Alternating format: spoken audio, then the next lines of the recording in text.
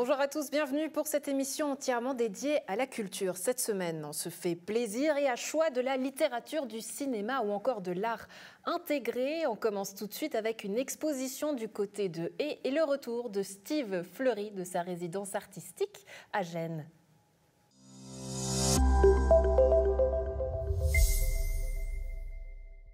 Steve Fleury est de retour de sa résidence artistique à Gênes. Il est avec nous en plateau, accompagné de Jessica Vaucher, cofondatrice de Ripopé. Bonjour à vous deux, merci d'être avec nous. Alors ça y est Steve, tu sais parler italien? Ouais, parfaitement. Mais qu'avec le masque. La bonne technique. Bon écoute, je vais te donner un petit défi. Vu que tu es le pro des portraits maintenant avec mon stylo, tu peux me dessiner. On verra ce que ça donne d'ici la fin de l'interview. Je ne sais pas si c'est une bonne idée. Hein. Jessica, j'aurais dû le faire ou pas? Je pense que tu vas être étonnée. Très bien. Bon, Steve Fleury qui est venu chez vous à l'espace Haye. Comment ça s'est passé cette exposition? Une fois que ça s'est passé, c'était sympathique, mais il y a eu pas mal de doutes sur est-ce que ça pourrait se faire ou pas compte tenu des circonstances actuelles, quoi. Mais donc c'était super. Il a travaillé avec Pierre Schwartzmann et puis Mbaye Diop qui lui ont aidé à faire l'accrochage. Et donc, on a fait 15 jours d'exposition. Ouais, une exposition tant à l'intérieur qu'à l'extérieur. Qu'est-ce qui, toi, t'a le plus surpris en voyant ces portraits? Est-ce que tu as retrouvé la touche à Steve? Moi, certains des portraits, je les avais déjà vus. Par contre, les peintures de lac, donc je ne sais pas si j'en prends une pour la montrer, peut-être. Ça, je n'avais jamais vu. Donc, ça se compose comme ça, comme une petite boîte. Et des morceaux de lac au milieu. Donc je crois qu'il y a plein d'endroits différents dans le lac, si j'ai bien compris, Steve. Ouais. Donc, je ne sais pas si celui-là, tu veux dire ce que c'est? Celui-là, on voit, quoi. C'est une vague qui est à Exenvey, mais j'ai mis derrière Nyon parce que je trouvais que le cadrage était un peu mieux. Donc on serait un peu du côté de Ivoire-Exenvey à la pointe. Et puis mon travail, ça a été j'avais une bibliothèque de vagues que moi j'ai photographiées. Et puis d'en retrouver aussi sur le net de gens qui avaient photographié le lac. C'était pas facile de trouver des vagues qui aussi m'intéressaient par rapport à la glisse, quoi, que j'aurais pu utiliser. Et puis, ça veut dire quoi? C'est quoi une vague qui t'intéresse? Au fait, c'est une vague où je sais que je pourrais surfer dessus ou glisser dessus. Et puis ça veut dire que c'est pas une vague qui fait qui ferme tout d'un coup, quoi. Il n'y a rien, puis tout d'un coup on voit, si vous vous concentrez, si les gens se concentrent au bord du lac, on peut voir des fois ça arrive, ça monte et ça ferme. Nous, ce qu'on cherche quand on surfe, c'est que ça s'ouvre et puis ça déroule un peu, quoi. Donc c'est celle-là que tu dessines? Exactement, c'est ça que je dessine. Donc c'est pas facile de les trouver sur Internet parce que pas tout le monde va aller regarder les vagues comme ça. Et puis après, une fois que j'ai fait la vague, et là, je me concentrais sur le paysage ou l'arrière-plan et le ciel, quoi. Donc on saura, Steve ne peut pas parler et dessiner en même temps. Pour l'instant, je n'ai qu'un œil droit. Steve, on va continuer le défi. Ces portraits, c'est quoi? C'est du Steve à la Picasso. C'est ce que tu me disais lorsque tu étais à Gênes, en Italie. Au fait, ces portraits, ça me tient à cœur de dessiner un peu léger. Souvent, je regarde la personne ou je regarde le modèle ou je regarde la photo et puis je ne regarde pas forcément ma feuille. Et puis après, je dois composer avec ça pour pouvoir réunir et puis ça donne une intention et puis une information pour quelqu'un qui regarde. On croit que c'est la personne, mais on n'est pas vraiment sûr, on est un peu à côté. Et c'est ça aussi, la sensibilité qui m'intéresse dans ce travail, quoi. Et qu'est-ce que tu recherches dans les visages que tu croisais peut-être à Gênes? Il y avait des visages typiques, des visages qui te restaient en mémoire peut-être de Suisse. C'était quoi ce que je cherchais, c'était vraiment de faire le travail sur des portraits de gens qui m'entourent et qui sont avec moi. Comme j'ai fait avec les vagues, au fait, c'était les vagues du lac alors que j'étais à Gênes, donc c'est des trucs qui me manquent ou qui sont autour de moi. Mais les gens qui m'entourent, ça peut être des gens que je côtoie souvent en Suisse, ça peut être des gens que je côtoie sur la route parce qu'à chaque fois que je vais aller à un certain endroit dans le monde, je vais passer par le même lieu ou la même station-service et puis je vais reconnaître la personne. Donc ça m'intéresserait de les retranscrire sur Mais qu'est-ce que ça a apporté de différent, le fait d'être à Gênes? Parce que finalement, ces portraits-là, tu aurais pu les faire ici?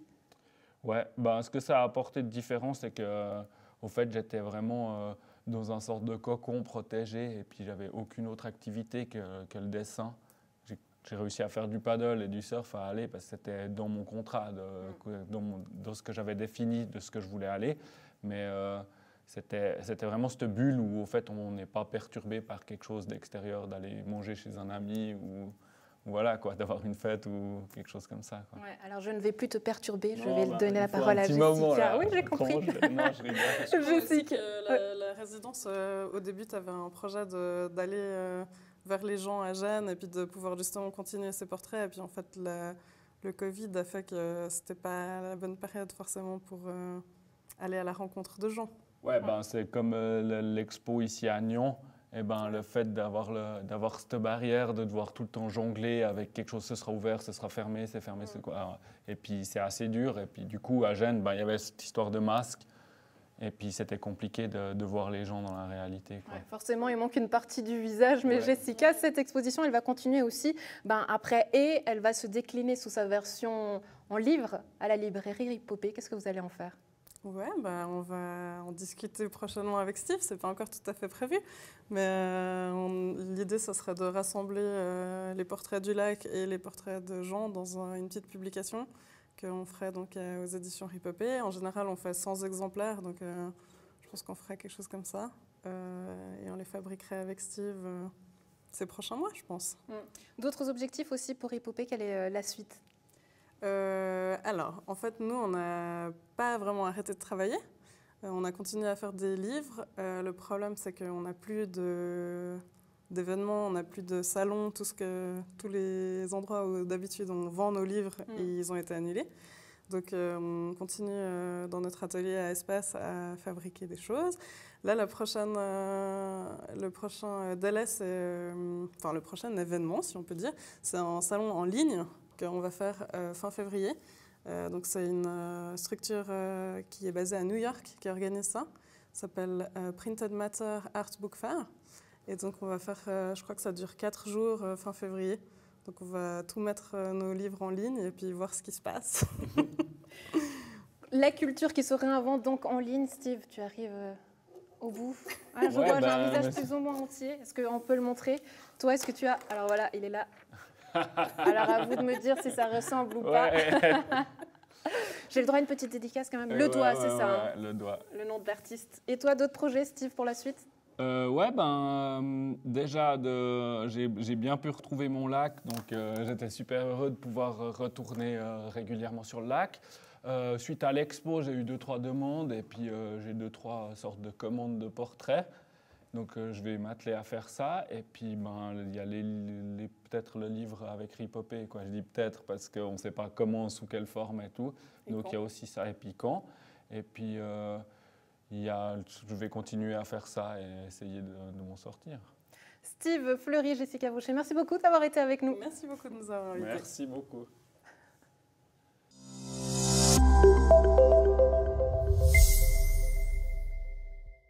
Une œuvre d'art de plus de 13 mètres de large verra le jour au cœur du parc de la Maison Gubler à Nyon. Une œuvre d'art où l'on pourra lire, se détendre, pique-niquer. Un projet initié par les nouveaux commanditaires et qui met en lien les artistes et les Nyonnais. On en parle avec nos deux invités. Charlotte Lebar, médiatrice pour les nouveaux commanditaires. Bonjour. Bonjour. Merci d'être avec nous, accompagnée de Kevin Prel, responsable de la construction de cette œuvre qu'on appellera que vous appelez charpentification. Bonjour. Bonjour. Merci d'être avec nous. Alors, les nouveaux commanditaires, Charlotte, déjà rappelez-nous qu'est-ce que c'est, puisque c'est un projet qui est en cours à Nyon depuis 2018.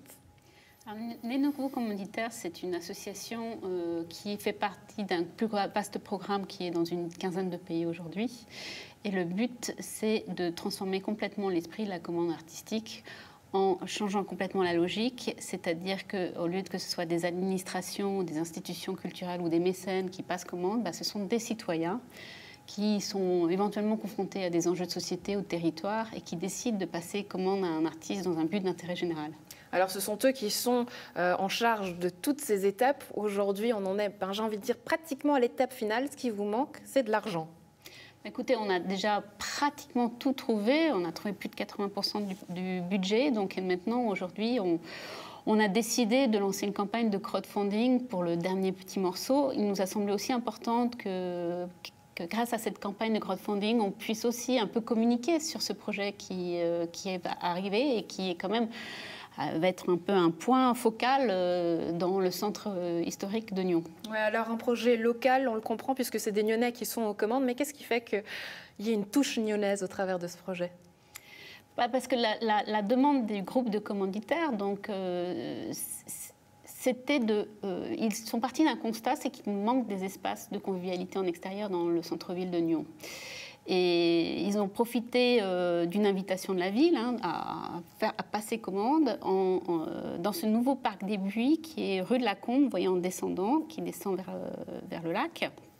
À la maison Gubler. Exactement, là où a été installée une UAPE, l'UAPE, la maison. Et donc, dans ce groupe de commanditaires, on a aussi bien des éducatrices et des éducateurs que des parents d'enfants qui fréquentent le parascolaire et aussi des voisins. Voilà. Et donc, ce petit groupe s'est emparé de cette problématique et a souhaité passer commande à un artiste. Alors, l'objet de leur commande, c'est pas du tout de faire un espace... Ils ne voulaient surtout pas du mobilier standard pour cet espace-là. Ils avaient vraiment envie d'un geste artistique, néanmoins. Mais un geste artistique qui rassemble, donc pas une sculpture qui puisse être contemplée, mais vraiment quelque chose qui puisse être expérimenté et qui puisse vraiment créer du lien social. Donc, c'est une énorme installation. Ouais, n'en dites pas plus, parce que cette main qui rassemble, c'est celle de Grégory Chapuzat. L'artiste, il en dit justement quelques mots en vidéo. Je suis Grégory Chapuzat, l'artiste invité pour cette future sculpture. Je voulais un projet qui suscite les rencontres et qui devienne un lieu de partage à Nyon. J'ai imaginé un espèce de labyrinthe visuel. On pourra s'asseoir sur ces espaces ouverts. Sur son centre plus dense, ça sera plus un lieu d'exploration pour les enfants. Ah, bonjour Corinne. Vous n'auriez pas une troisième chaise? Non. On doit encore trouver de l'argent, mais on y est presque. J'ai hâte, ça va être une magnifique œuvre d'art. Et en plus, on va pouvoir se réunir, s'asseoir, s'allonger, manger. Une structure en bois et c'est vous qui allez la réaliser, Kevin Prell, justement, cette serpentification. Quel est le challenge? Alors le challenge principal, je pense, pour cette œuvre, c'est l'approvisionnement en bois. On a fait le choix, avec les nouveaux commanditaires, de partir sur du bois exclusivement suisse. Et il y a beaucoup de gros éléments de bois. Et comme on fait du bois massif, c'est quand même un challenge en Suisse à l'heure actuelle de trouver du bois massif sourcé en Suisse. Ouais, éviter qu'on vous accuse de finalement tuer des arbres, c'est ça le challenge? Alors, ça, oui, ça c'est les questions qui peuvent venir après. Alors, c'est vrai qu'en Suisse, il faut savoir qu'on ne va pas provoquer de coupe. Le bois qui est scié en Suisse, qui est abattu, les abattages sont décidés l'année d'avant. Donc, nous, on est juste tributaire de ce qui est coupé et on a juste dû appeler assez de personnes, assez de forestiers, assez de scieurs pour être sûr qu'on puisse trouver ces quelques mètres cubes de bois qu'on va poser dans le parc Gubler. Aujourd'hui, vous êtes appelé par ces nouveaux commanditaires. Qu'est-ce qui vous a plu dans ce challenge et dans ce projet? Tout d'abord que ça se fait dans notre ville d'origine, disons originaire de la Rippe, c'est sûr qu'un projet qui se réalise à Nyon, en bois, dans cette taille-là, ça ne pouvait que nous intéresser. Et puis après, la volonté justement de travailler avec du bois suisse, qui est un de nos créneaux forts dans l'entreprise qu'on aimerait faire, c'est vrai que beaucoup de choses se mettaient en place, puis on était très contents si on pouvait se positionner pour la réalisation. Aujourd'hui, on parle d'art intégré. Qu'est-ce qu'il y a d'artistique dans ce projet, selon vous? Alors, nous, on a vraiment reçu ce projet quasiment déjà pensé et réfléchi. Nous, on n'a plus que les raisons techniques, mais c'est vrai que l'enchevêtrement de bois ressemble à rien qu'on pourrait trouver dans la construction classique. C'est vrai que ça va être assez spectaculaire. Je pense que l'effet monumental viendra une fois réalisé, les gens réalisent. Oui, Charlotte Lebar, je vous retourne la question. C'est quoi l'aspect magique, l'aspect artistique finalement de ce genre de projet? C'est qu'ils prennent vie, mais encore. Je crois que Kevin l'a bien dit, effectivement, c'est d'abord quelque chose qui sort du commun. On n'a pas du tout vu, ni dans le champ de l'architecture, ni dans le champ de l'art aussi, des sculptures de ce type-là. Peut-être un enchevêtrement d'éléments qui pourraient rappeler aussi quelque part une tradition de l'art abstrait suisse, mais revu de manière contemporaine à une échelle qui est totalement inédite. En termes de calendrier, quand est-ce qu'on pourra s'asseoir sur cette œuvre? Alors, dès qu'on aura fini la campagne de crowdfunding, là on est en train de chercher le bois. Et puis dès qu'on a trouvé tout le bois aussi, on pourra lancer la production. On espère que l'œuvre sera installée au printemps, au début de l'été, le cas échéant. Avec une grande fête, évidemment, Apax qui sera aux commandes du côté musical. On les salue. Charlotte Lebar, Kevin Prell, merci beaucoup d'avoir été avec nous et à très bientôt. Merci.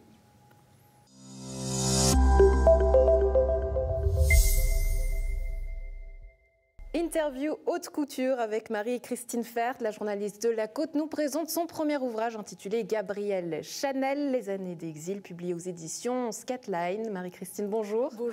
Merci d'être avec nous, un plaisir de vous recevoir sur ce plateau. Alors pourquoi avoir enquêté sur Chanel et plus particulièrement sur ses années en Suisse? Alors, il y a 2 dates. La première date, c'est le 10 janvier 1971. Gabrielle Chanel décède dans sa chambre du Ritz à Paris. Et 4 jours plus tard, le 14 janvier, elle est enterrée au cimetière du Bois de Vaux à Lausanne. La question, c'est pourquoi cette femme qui était le symbole de la haute couture française a-t-elle choisi Lausanne pour dernière demeure? Quand vous consultez les innombrables biographies qui ont été publiées sur Gabrielle Chanel, vous vous rendez compte que les pages consacrées au volet suisse de la couturière se limitent à quelques pages. Voilà, c'est vraiment succinct. Et donc, ce livre, c'était pour reconstituer le pulse, comprendre pourquoi elle avait choisi Lausanne pour dernière demeure. Ouais. Un véritable travail d'enquête que vous avez fait, mais c'est aussi votre métier en tant que journaliste. Mais pourquoi avoir enquêté sur Gabrielle? Je veux dire, est-ce que c'est une personnalité qui vous passionnait, que vous admiriez? Alors oui, moi c'est une femme qui m'a toujours fascinée par sa trajectoire. Elle est issue d'un milieu extrêmement modeste et puis elle est arrivée au summum de la haute couture et son nom brille toujours sur ce secteur. Et puis il y a le parfum, il y a le Chanel numéro 5 qui est une aventure aussi extraordinaire et qui a toujours été sa motivation première. C'était de valoriser ce parfum qui l'a aidé aussi à revenir sur le devant de la scène de la haute couture. Alors vous l'appelez Gabrielle Chanel, je l'entends, mais pas Coco. Non, alors je l'appelle Gabrielle parce que même si au début de l'écriture j'avais beaucoup d'a priori sur cette femme qui était égocentrique, qui était antisémite. Donc c'est votre enquête qui a changé votre regard. Voilà, tout à fait. C'est à force de lire des choses sur elle, en fait on s'attache au personnage. Et c'est ça qui est assez troublant aussi dans cette aventure. Oui, parce qu'elle peut être détestable, justement, c'est ce que vous nous dites. Chanel en 5 mots, et je prends le chiffre 5 parce que c'est son chiffre préféré, emblématique. Oui. Qu'est-ce qu'on peut en dire? Alors, Chanel en 5 mots. Alors, détermination, je crois que c'est une femme qui était extrêmement déterminée. C'est ce qui lui a aussi permis d'arriver là où elle a pu arriver. C'est une femme fière. Très fière.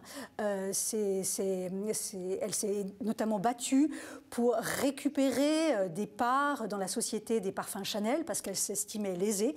Donc par fierté, elle a mené ce combat. Il y a aussi travail. C'était une très très grande travailleuse. Elle a beaucoup travaillé. Ça, c'est une qualité qu'on ne peut pas lui empêcher. Voilà, c'était vraiment sa force de travail qui lui a permis aussi d'accéder là où elle était arrivée. Elle était également visionnaire. Voilà, c'était une femme qui avait une vision de la mode, qui a libéré les femmes en leur proposant des vêtements en jersey, des vêtements en tweed, qui leur permettaient de travailler et d'être à l'aise dans leurs vêtements. On dit d'ailleurs que chaque amant lui inspirait une pièce de vêtement. Ah, peut-être. C'est possible. En tout cas, oui, certains de ses amants, je pense notamment au duc de Westminster, qui avait des vieux tweeds, et en fait, elle s'inspirait de ces vieux vêtements pour créer de nouveaux tailleurs. Et puis, il manque donc une qualité. On va dire que c'était une femme qui était fidèle en amitié. Je crois elle avait très peu d'amis, mais elle avait certaines amitiés qui lui ont permis aussi de surmonter les épreuves. Pour revenir à vous et à votre parcours, en tant que journaliste, on a toujours envie d'écrire, j'imagine que c'est votre cas, cet ouvrage. Est-ce qu'il y en aura d'autres? Mais j'aimerais bien, j'aimerais beaucoup. C'est vrai que c'est un exercice qui m'a beaucoup plu, d'enquêter comme ça, en profondeur, sur un personnage. Mais c'est vrai aussi que Gabrielle Chanel est un personnage fascinant. Voilà, parce que je crois qu'il y a encore des choses à écrire sur elle. J'ai essayé de reconstituer un pulse, le pulse de ces années, on va dire, lausannoises, ces années vaudoises, choses. Mais à mon avis, on peut encore découvrir des choses sur elle. Elle a encore une part de mystère, Gabrielle Chanel. Ouais, dans ce mystère que vous avez découvert, est-ce qu'il y en a un qui vous a particulièrement marqué ? Alors, par exemple, tout le monde dit qu'elle était propriétaire d'une maison à Lausanne. Il se trouve que non, elle était locataire. Et ça, c'est quelque chose d'assez surprenant. C'est ce qui m'a un peu surprise dans cette enquête. Elle était locataire de cette maison sur les Hauts de Lausanne. Et elle avait choisi les Hauts de Lausanne. Elle avait été extrêmement difficile dans le choix de sa maison. Elle ne voulait surtout pas le bord du lac, contrairement à la plupart des gens. Elle ne voulait pas le bord du lac parce qu'elle estimait que le bord du lac, c'était sale, ça sentait mauvais. Elle voulait être sur les hauteurs de la ville. De quoi en parler, surtout à vous à la maison, de le découvrir. Gabrielle Chanel, les années d'exil. Marie-Christine, merci beaucoup d'avoir été avec nous. Merci beaucoup à vous. Et puis belle fin de journée.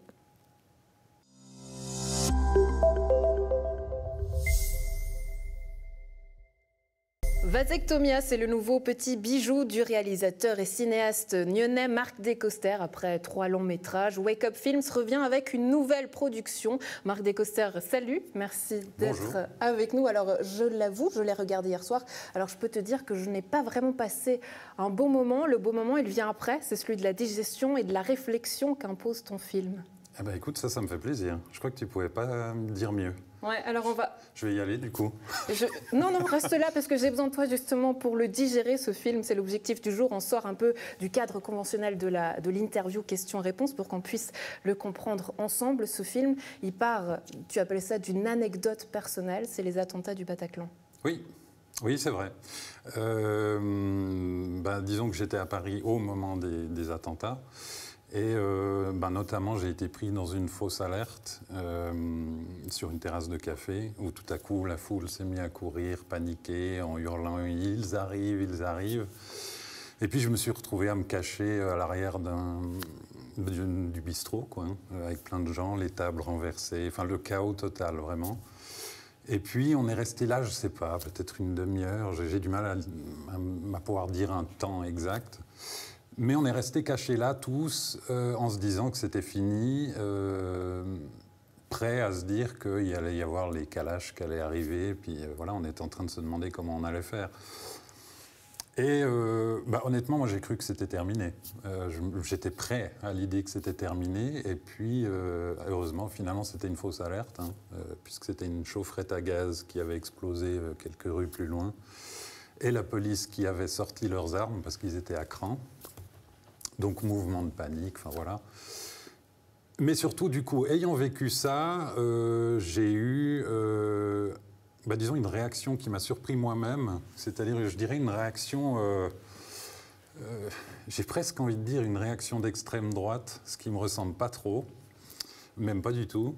C'est-à-dire que j'avais envie de vengeance, j'avais envie qu'on fasse souffrir ces gens, d'autant plus que le soir, en rentrant à l'hôtel, j'ai découvert ce qui s'était vraiment passé, donc au Bataclan. Enfin voilà, donc c'était la terreur totale. C'est une terreur justement que tu racontes dans le film. Finalement, ce film est un exutoire pour toi. Ce qui est touchant, frappant, c'est que finalement, cette violence, elle est parfois sublimée parce qu'il y a une réflexion qui vient derrière. On la comprend, on teste aussi nos limites et notre rapport à la violence. C'est exactement l'idée, oui. C'est ça. L'idée, c'est de faire un film qui soit... certes, assez violent, mais pas que, j'insiste sur ce point. J'avoue, je suis passée partout. J'ai rigolé, j'étais énervée, j'étais fâchée, j'étais triste, j'ai pleuré, je ne dirai pas quand. Ah bon, ok, très bien, c'est super. Mais justement, l'idée, c'était de présenter cette question de la violence avec, si possible, un questionnement humain. C'est-à-dire que ce ne soit pas juste de la boucherie, d'ailleurs le film n'est pas du tout un film de boucherie, mais que ça permette aux spectateurs de se situer par rapport à ce qui se passe et peut-être de s'interroger aussi. Parce que c'est vrai qu'on entend souvent, et notamment sur les réseaux sociaux, des réflexions un peu à l'emporte-pièce, du genre il n'y a qu'à tous les buter, notamment sur les pages Facebook de certains partis. Et puis, on a l'impression que c'est des réflexions tellement primaires qui évacuent l'humain de la question que moi, j'avais envie de proposer autre chose. Justement parce que moi, j'ai eu cette colère en rentrant de Paris, en me disant qu'il fallait punir, voire même qu'il fallait torturer. Donc, je suis allé loin dans mes réflexions. Mais j'avais ce regard sur moi-même en me disant, c'est quand même bizarre ce que je ressens là, en fait. Ouais, rassurez-vous, à la maison, il s'est soigné. Hein, et pour que vous puissiez faire votre propre opinion, on regarde un extrait du film. C'est bizarre de te revoir. Oui. Je crois que j'attends ce moment depuis 20 ans.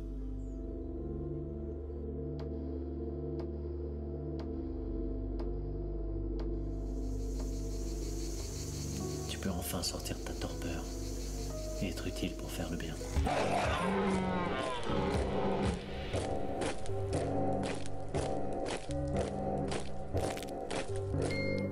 Je vous demande de foutre le camp! Le pouvoir de régner appartient maintenant à notre Seigneur et à son Messie. Et il régnera pour toujours.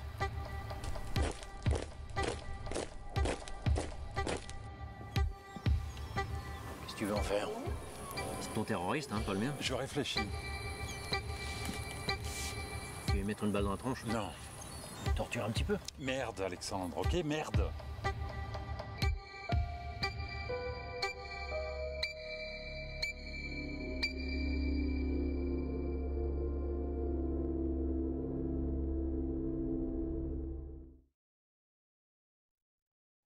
Alors là, j'étais en pleine discussion parce que plein de questions que soulève le film, c'est ça tout l'enjeu. Et une dernière réflexion que j'aimerais vous apporter à la maison. Un film qui se lit plutôt comme un livre. À chaque séquence, une relecture est possible. Oui, c'est vrai. C'est-à-dire qu'il y a un sous-texte, j'espère, un sous-texte justement humain. Du coup, forcément qu'il y a plusieurs lectures. C'est-à-dire que ce n'est pas un film qui donne des réponses. Il suggère des choses, et surtout il pose beaucoup de questions sur énormément de choses, sur la religion, sur l'extrémisme, sur la justice aussi. Parfois cette envie de justice qu'on peut avoir soi-même quand on est révolté contre quelque chose. Et effectivement, c'est-à-dire que c'est un film qui aborde beaucoup de choses, mais je crois qu'il y a une ligne cohérente. Et du coup, c'est un film, je pense effectivement qu'on peut le voir plusieurs fois et y voir des choses différentes. Est-ce qu'on pourra le voir pour la première fois ou est-ce qu'il sera distribué, ton film? Alors, pour le moment, ce que j'ai, c'est des attentes. C'est-à-dire que j'ai des festivals en attente. Donc, évidemment, avec la situation sanitaire, il y a aussi beaucoup de doutes. Donc, ce que je sais, c'est que j'aimerais faire une avant-première à Nyon. Je veux le faire et, entre guillemets, je dois le faire, puisque la ville de Nyon nous a énormément aidés pour le film. Donc c'est la moindre des choses de faire l'avant-première à Nyon. Mais évidemment, avec ce qu'on vit en ce moment, pour le moment, c'est un peu flou. Il faut suivre l'actu, je dirais, et puis suivre la page du film sur Facebook, idéalement, pour connaître les nouvelles, quoi. Mais pour le moment, il n'y a pas de date précise. La seule chose qui est certaine, c'est qu'il y aura...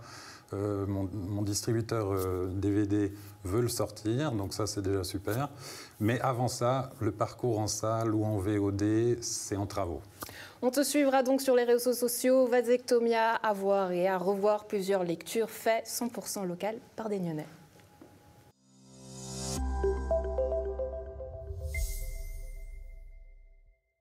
C'est tout pour cette semaine, on se retrouve très vite, vous le savez, pour plus de culture et plus d'aventures bien sûr.